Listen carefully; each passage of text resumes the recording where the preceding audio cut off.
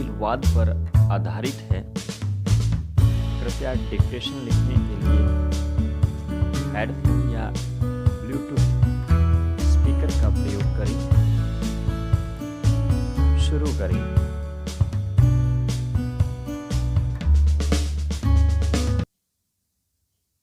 शुरू।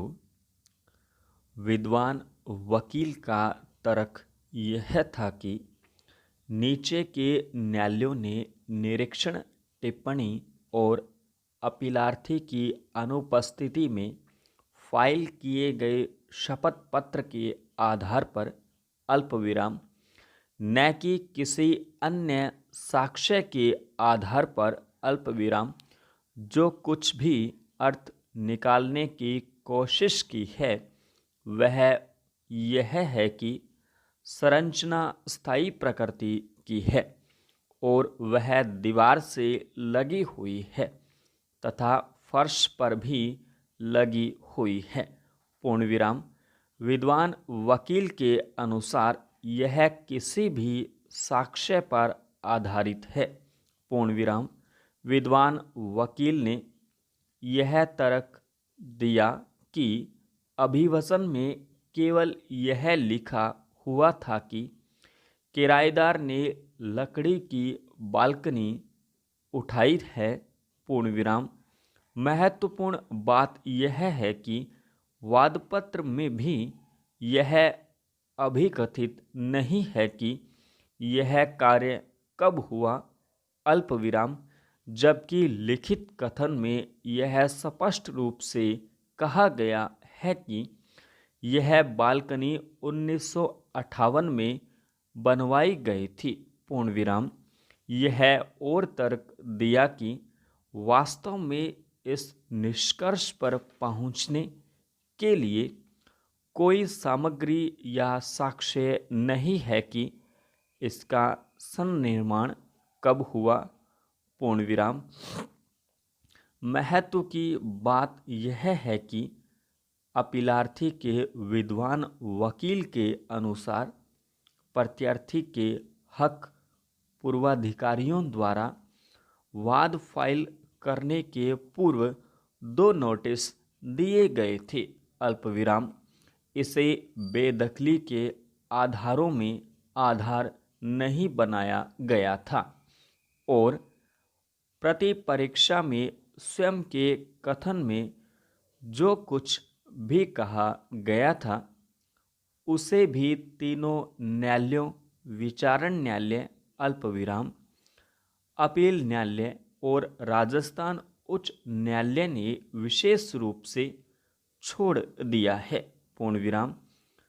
विद्वान वकील ने कथन के इन भाग का उल्लेख किया और तर्क दिया कि यह स्पष्ट है कि इस नोटिस में इसे आधार नहीं बनाया गया था। पूर्णविराम।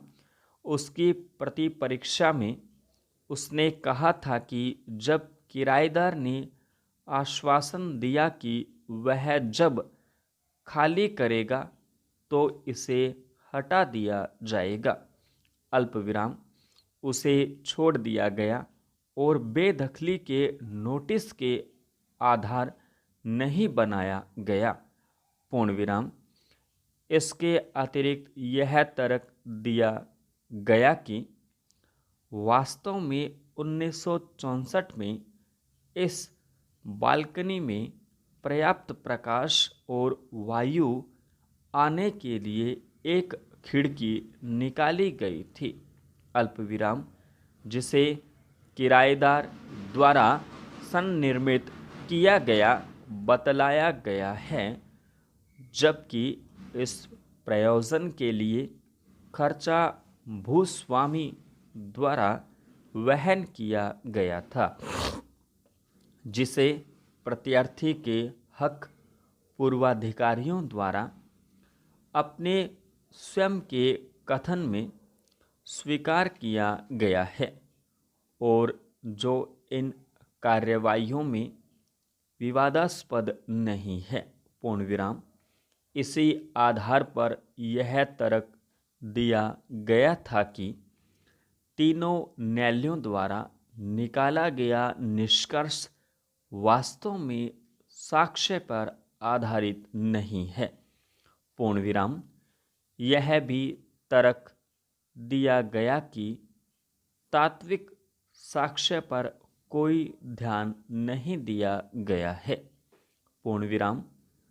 और निष्कर्ष निकालने के लिए ऐसी सामग्री पर ध्यान दिया गया है, अल्प विराम, जिसे इस मामले में साक्ष्य नहीं कहा जा सकता। पूर्ण विराम। पैरा।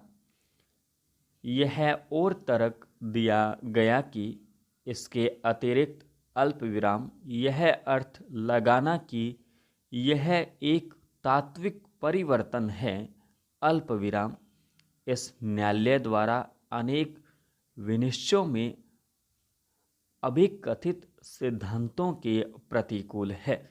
पूर्ण विराम।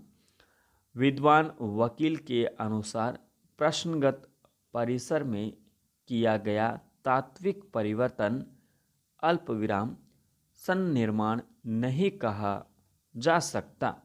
पूर्ण विराम।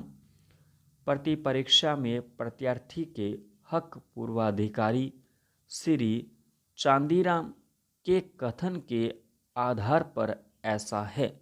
पूर्ण विराम, संपूर्ण विराम।